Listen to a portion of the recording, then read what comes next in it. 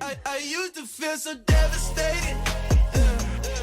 At times I thought. Hej alle sammen, og velkommen tilbage til andet afsnit af den serie, som jeg her på kanalen kalder for Bogklubben.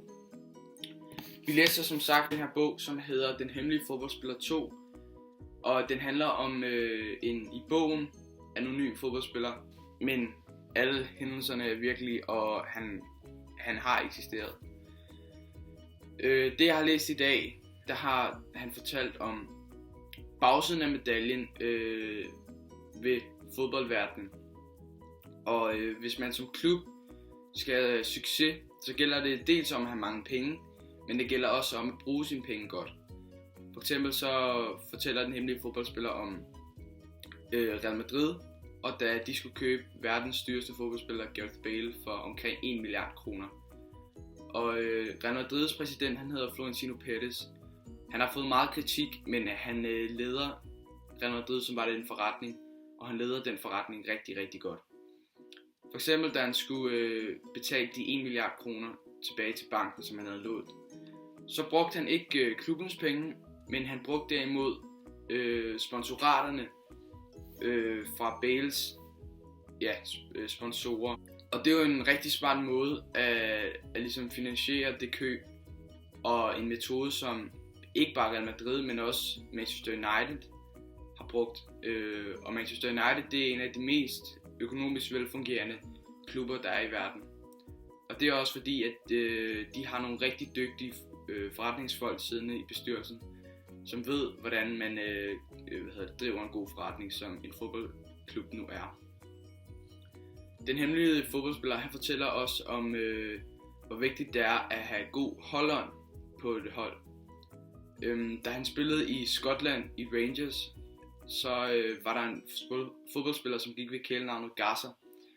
Og Garza, han var udover at være en fantastisk fodboldspiller, så var han også en fantastisk holdkammerat, som altid var klar til at fyre jokes af, og som altid spredte god holdånd på holdet.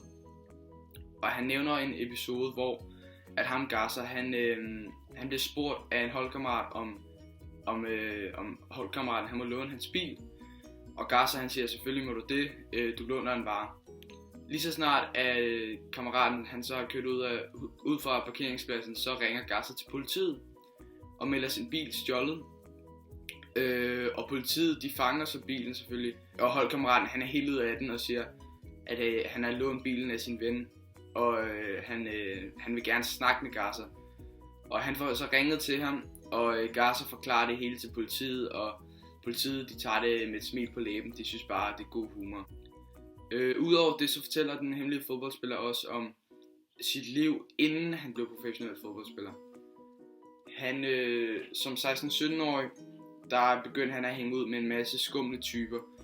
Han begyndte at tage, stoffer, og han blev ramt af en depression på grund af de stoffer.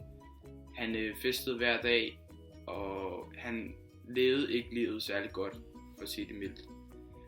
Han kom så ud af det ved hjælp fra nogle nære venner.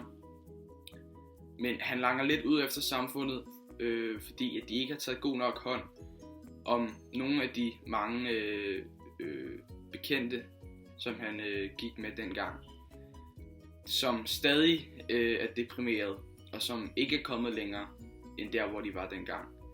Den hemmelige fodboldspiller, han har det godt nu. Han er kommet ud af sin depression, og professionel fodboldspiller tjener gode penge. Men han snakker stadig med nogle af hans gamle gutter der, som ikke har det godt. Det er, hvad jeg har fået læst indtil nu.